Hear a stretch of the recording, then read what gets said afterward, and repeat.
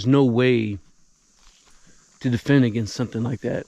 On that road, and you're getting hit from this ridge up here, and you have dudes down the long axis in that L shape, you're toast, bro. Those three options. I don't know what other options that you may have. You're going to fight from behind your vehicle. You're going to jump down into this little gully or ravine, or you're going to push up onto some high ground. Sometimes you get moving about doing some stuff and there's a target of opportunity, and that's exactly what I just came across. We're going to talk about ambushes and how to think about ambushes, if it's relatable at all in an SHTF environment. Looking forward to hearing your thoughts and your comments down below. So I'm on a Forest Service road up here in North Georgia. So you got this long axis down here, right? And we can see the truck here in front of us. We'll walk up towards it. And I'm driving down this road, right? And just things that I think about. We see that this road bends around to the left, right? So we have an apex here. And as we look up off to our right, we see some elevation up here, right? And we keep moving through and around, and we have this sharp turn, and the road makes an L shape.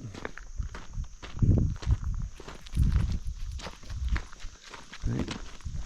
See if we can't stand back and look at it from both directions here, right? Coming this way, bends around and goes this way, right?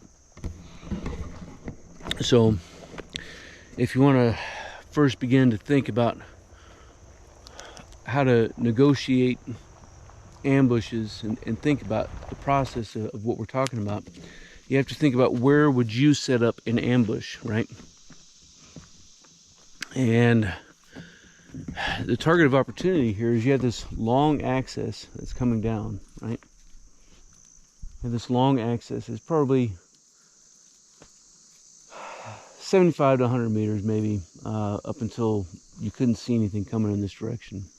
And just a little bit further, something coming in this direction. But we think, you know, getting an ambush, we've got to get out of the kill zone. That's cool. If your vehicle's disabled, you have to do something different, right? So maybe it happened further back here. Maybe you received some fire, right? And where would you receive fire from? Odds are somebody would set up an L-shaped ambush with the primary fighting positions right back here, right? Big birds flying around. Plenty of micro terrain features through here for cover and concealment. And we can see, and just coming back in here a little bit, still have view looking down the road, and now I have a vehicle in a kill shot area, right? All kinds of, again, micro terrain features we can use with the spur coming down, and you can improve a fighting position by digging in, right? This is a little close, but you know, you could lay right in there and have perfect line of sight down the long axis of the road, right? So this firing position engages and shoots out. Maybe the vehicle is another 50 yards further back, just coming up over the crest, right? And you think now your vehicle's disabled, you have to do something, right? And so you think the first thing that you're going to do is get out of your vehicle and do one of two things, right? You have to get out of this funnel, which is this, that's what this road is, right? It's this long, linear danger area. You have to get off of it. Now you have two options, right? I guess three. You could try to fight from behind your vehicle. That would be option A. Option B would be to jump down and grab some cover, some concealment down here and try to engage, right? You can imagine, you know, you're down here now, shooting from that kind of position. I left the vehicle down there just so we can kind of see where things are at. And you can see, right? Didn't bend up till up there. Or you can try to skirt up and fight from some high ground, right? And try to flank out. What would you do, right? You're in a contested environment. You're trying to move some supplies, maybe from your place to a cache or back and forth or something like this. Maybe you're checking on some family, some friends. Hondo, no sir, come back up here. And you're moving down this road and your vehicle becomes disabled due to small arms fire and you're stuck. What do? You have those three options. I don't know what other option that you may have. You're going to fight from behind your vehicle. You're going to jump down into this little gully or ravine, or you're going to push up onto some high ground. What are the pros and cons of each one, right? You know, because you can imagine you come down in here and depending on how steep it is, you're probably going to slip and fall down into this ravine or this gully, right? And this is such a prime location for an ambush. Like that is not where you want to be fighting from, right? You want to try to step up to the top, get some high ground. And while that may make sense, like the truth of the matter is there is no right answer, because if you're operating against some sort of raider that is setting up an ambush the way that I would set up an ambush, right, I would have my triggering party, a couple fighting positions down in that apex, and then I'd have the rest of my teammate up here, right? The rest of the team up here. They don't engage. We engage from the apex. We get this vehicle disabled. Now, no matter what happens, the ambushed party is shit out of luck, because if they go down, I can engage from them from up high. If they try to go up high, I'm going to engage them and take them out. And so these are the things that you begin to think about as I'm driving through. What are the hazards in my area? What is, if this, then what, right? If then. And you think about your training and your experience and how you would set things up. And you begin to see things from somebody else's point of view. Of course, a lot of this stuff detailed out in the SHTF field manual, link down in the description below if you want to walk through a triggering event and a lot of military principles and procedures played out, right? It's not just a bunch of checklists, but Hondo, come. See, like, watch this.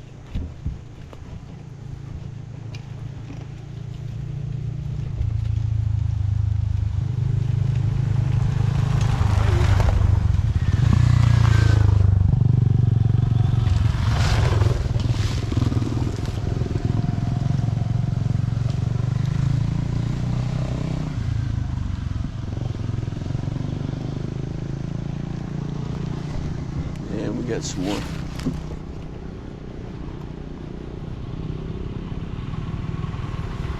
Hondo, see that?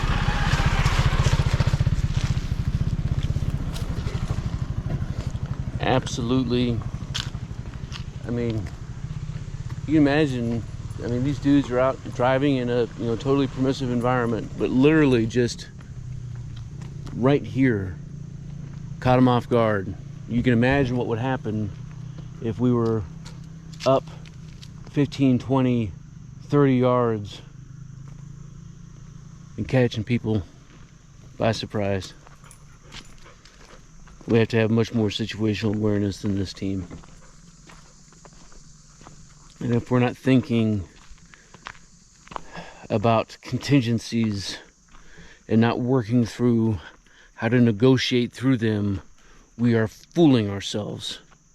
If we think that something is actually going to happen and that we're going to be ready and prepared for it, we got to do gooder. Man, and you can see, you know, I got this little ridge right up here with just a little bit of clearing. Would have great line of sight, and there is no way to defend against something like that. If you're on that road and you're getting hit from this ridge up here, and you have dudes down the long axis in that L shape, you're toast, bro. You're toast. Is this all SHTF wet dream stuff?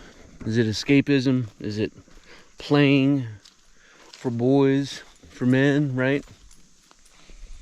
Maybe. But if we're honest with ourselves, a good portion of society is about escaping reality. For some people, they throw themselves into work. Other people have hobbies that take up all of their time. Other people invest all their time in things like sports. We all have our forms of not thinking about the world around us, keeping our head buried in the sand. But for those of us who think about where we live, culture, society, humanity in general,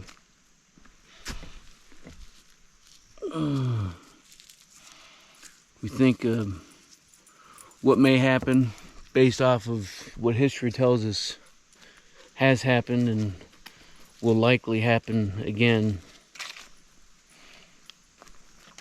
We take stock of where we're at, the tribe of people that we hang out with, and we build a community, big or small, of like-minded folks, people who have our same virtues, values, and beliefs, same degree of integrity. And as we're moving about, we take stock of what we see, because we should be constantly thinking MET-TC. We should constantly be thinking ACOCA. We should constantly be doing risk assessments. These shouldn't just be checklists and punch lists on a shelf and we only bring them out to plan. They need to become a part of how we operate on a day-to-day basis.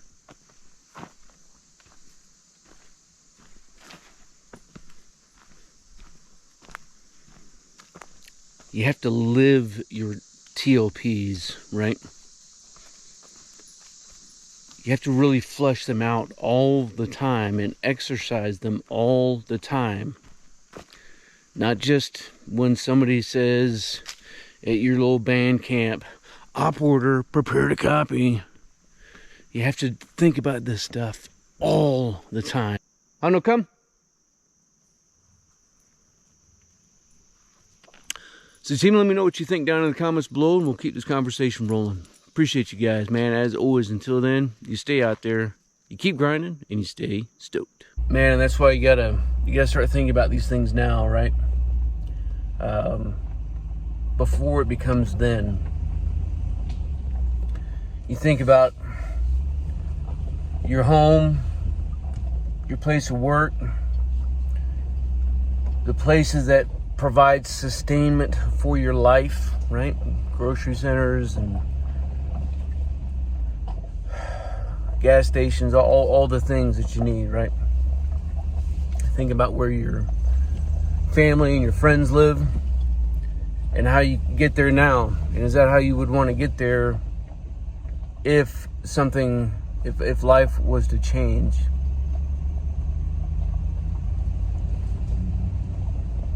And you look at your routes, and then you start driving them with a different perspective, and you start looking for hazards and risks.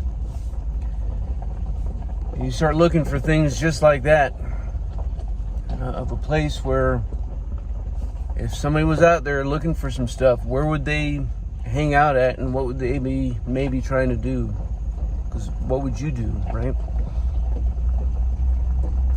And then you can decide if you need to implement some controls to help mitigate those risks, up to and including new routes altogether. Team, if you want to master your craft and develop your tactical virtue, make sure you subscribe to the channel and click that notification bell so that you can stay up to date with future content. Consider becoming a channel member. It's going to give you exclusive access to content not available to anybody else. I appreciate you guys. Until then, you stay out there, you keep grinding, and you stay safe. We know you're out there! Come to my voice!